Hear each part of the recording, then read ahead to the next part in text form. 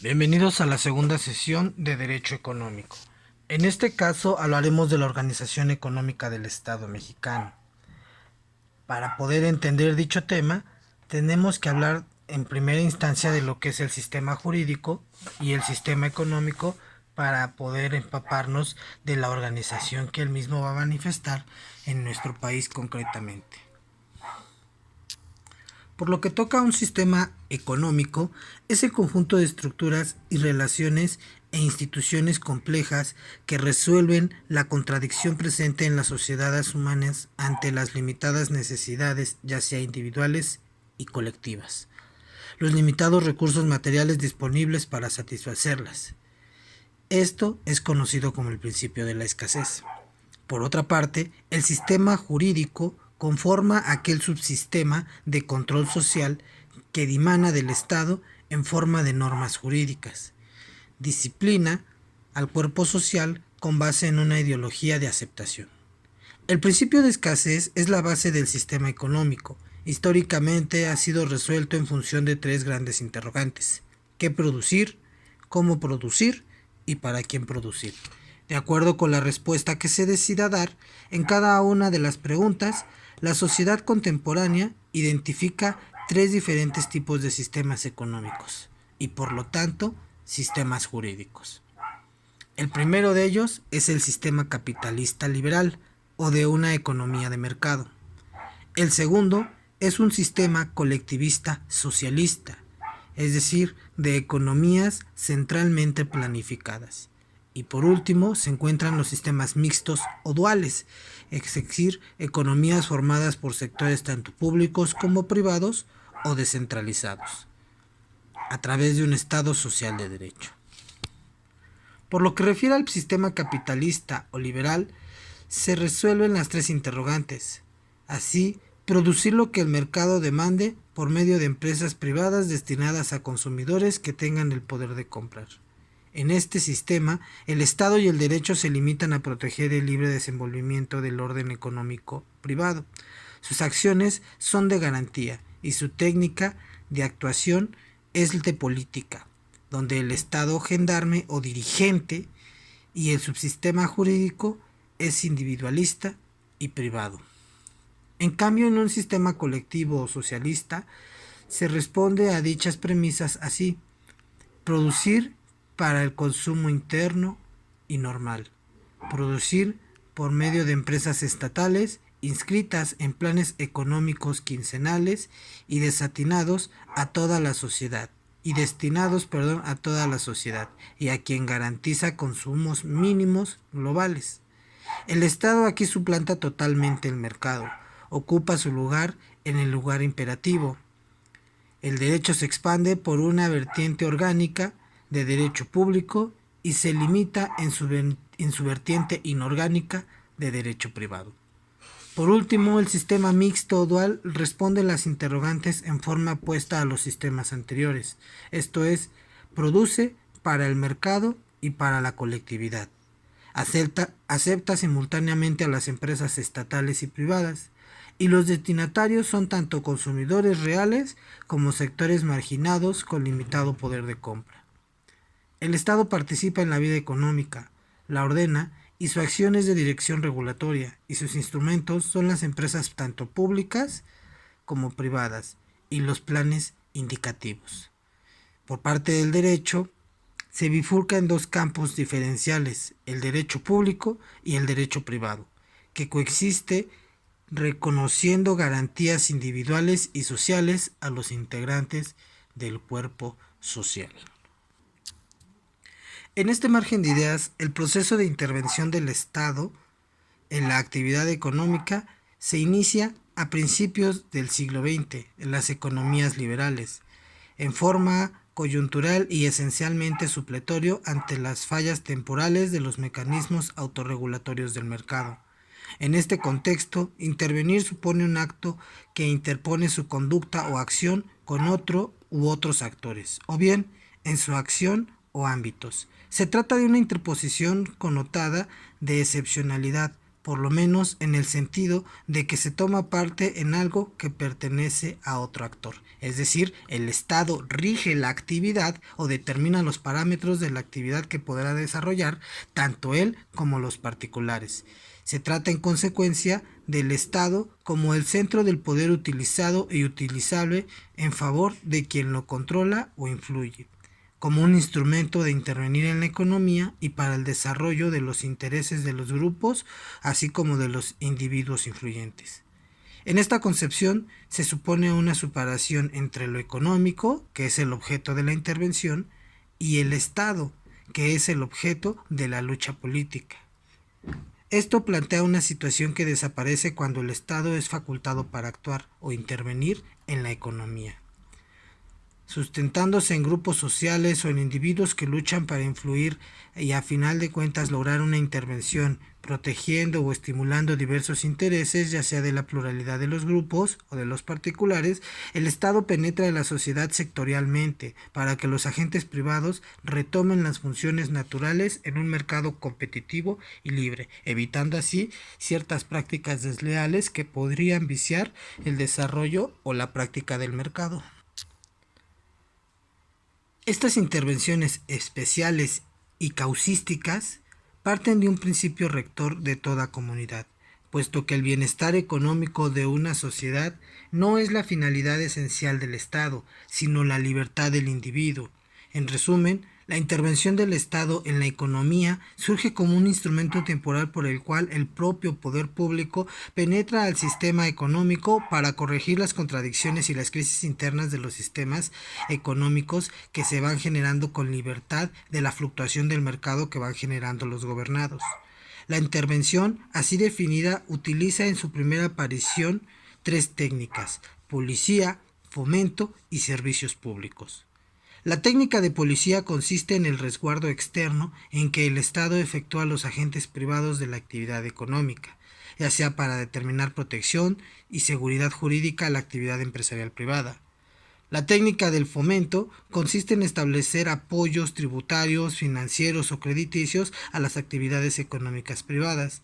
Y finalmente, el servicio público consiste en la ejecución de actividades o presentación de servicios que por su naturaleza no interesan al sector privado, pues son consustanciales a las funciones del Estado, como es la defensa, la administración de justicia, la salud o la educación. Así son llamadas actividades prioritarias de participación conjunta o mixta con el poder público, es decir, a través de concesiones o asignaciones, y el sector privado, por ejemplo, en materia de educación o de salud o de derecho económico, puede participar a través de la intervención que el Estado le garantice o le preste.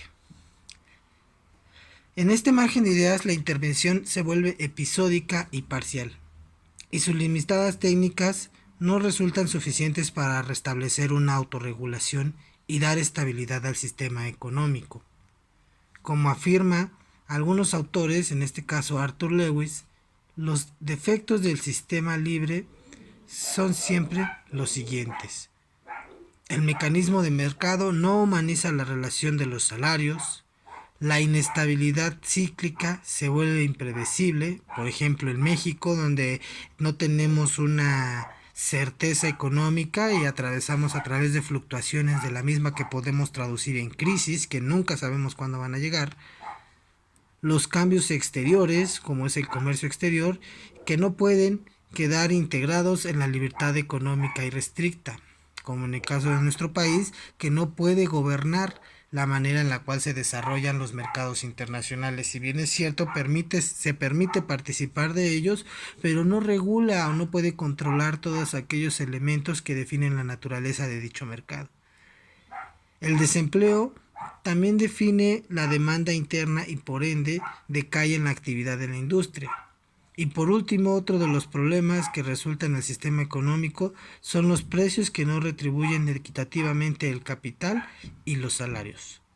Es por eso que para superar estos problemas estructurales el Estado asume el papel de participativo y permanentemente por medio de instrumentos o mecanismos directos que tratan de forzar el sistema económico hacia alguno de los objetivos fijados por el mismo Estado. Es así que la intervención de orientación o la política económica estricta, también llamada administración ordenadora, en este proceso de forma participativa a través de la intervención y generalmente por medio del legislativo, quien no siempre es coactivo, sino que a través de la coerción indirecta de los estímulos, es decir, los movimientos que va teniendo el mercado, se traduce en programas de ayudas, subvenciones articuladas en la política de fomento, planes de desarrollo, por mencionar algunos, que ponen también en marcha la participación privada en la actividad económica mediante juntas, consejos o empresas. En efecto, el intervencionismo parcial y empírico a la participación estatal como tendencia ordenadora a través de un principio de política económica desarrolla un tránsito en cuanto a las técnicas que van a desarrollar el servicio y la dinámica de la economía. Y en este margen de ideas podemos traducir dichas dinámicas a una policía y servicio público, a un fomento, al proteccionismo monetario económico, a la dirección o rectoría económica y finalmente a la planificación o planteamiento indicativo o imperativo de la economía. Esto, claro, en nuestro sistema económico o a lo aplicado a nuestro país. Todo esto se ve fundamentado en la Constitución, ya que la Constitución se refiere al fundamento jurídico que nuestra Carta Magna designa a las normas jurídicas que fundamentan el derecho. Es así que el derecho económico se basa en la Constitución política, la cual lo fundamenta a través de leyes orgánicas, como por ejemplo la Ley Orgánica de la Administración Pública Federal, que es aquella que da respaldo en nuestro caso al derecho económico, lo que nos permite conocer la dinámica de la economía que resulta indispensable para poder afrontar los fenómenos del presente y del día a día, ya sea en lo personal o en lo profesional. Finalmente, para esta actividad vamos a realizar un ensayo sobre las normas constitucionales que regulan el derecho económico en nuestro país, la cual te permitirá reconocer el contenido constitucional que dirige la política económica en nuestro país. Para la elaboración de esta actividad vas a utilizar el material de apoyo que se presenta en el área de material de consulta. Dentro del contenido de esta actividad, como hemos mencionado con antelación, es indispensable tener la carátula. Asimismo, tendrás que buscar un listado de los artículos que consideras que fomentan el derecho económico en nuestro país. Tendrás que localizar por lo menos 15 artículos. Tendrás que integrar dentro de tu trabajo ya sea el apartado, párrafo, frase, fracción del artículo que tú estás considerando que forma parte del derecho económico. Si consideras que es todo el artículo, transcribirás todo el artículo. Si solamente es un apartado, transcribirás únicamente el apartado que tú consideras contiene el fundamento del derecho económico. Siguiendo con la actividad, por cada uno de los artículos que tú hayas mencionado, tendrás que explicar con tus propias palabras por qué consideras que es un fundamento del derecho económico.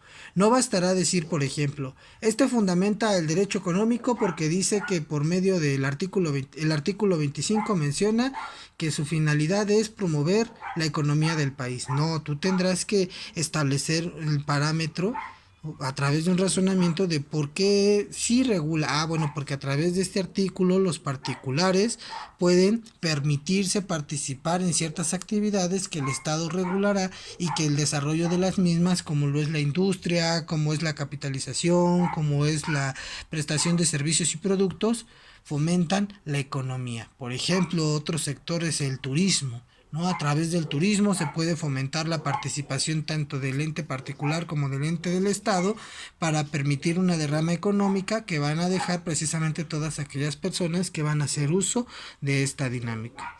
Y por último, por cada artículo mencionado deberás proporcionar un ejemplo de un fenómeno que en la vida real pueda fundamentarse a través del artículo que tú estás realizando. Por ejemplo, si yo digo que el artículo primero constitucional favorece la participación de los particulares en el turismo, y este es mi artículo, yo transcribo mi apartado del artículo primero constitucional que a la letra lo dice, ¿no? Dice, los particulares tendrán derecho a participar en la dinámica de turismo de los estados donde se encuentran establecidos. Ahí ya llevo el segundo punto. Mi análisis va a ser de conformidad con el contenido del artículo, los particulares se pueden permitir participar en la actividad económica del país, desarrollando negocios o desarrollando dinámicas turísticas o planes de viaje a través de los cuales se puede explotar precisamente este recurso del turismo para poder generar movimiento de dinero. Y finalmente, en mi ejemplo, va a ser Francisco invierte en una empresa de pasajes donde compran 3 camiones a través de los cuales vende excursiones a Acapulco. Dichas excursiones son por 3 días y en las cuales tiene que pues, contemplar hoteles, contemplar comidas, contemplar transporte, y esto obviamente es que genera a través de la dinámica del turismo una derrama económica que ayuda al desarrollo de la economía del país. Por último, te invito a que estés pendiente de las actividades para lo que es el avance del proyecto integrador y asimismo estés atento a la fecha en la cual tenemos la conferencia virtual para poder esclarecer las dudas al respecto de esta actividad. También te invito a que participes en el foro de la clase en caso de que tengas alguna duda con esta actividad para que la podamos resolver a través del mismo. Sin más, que tengan un excelente día.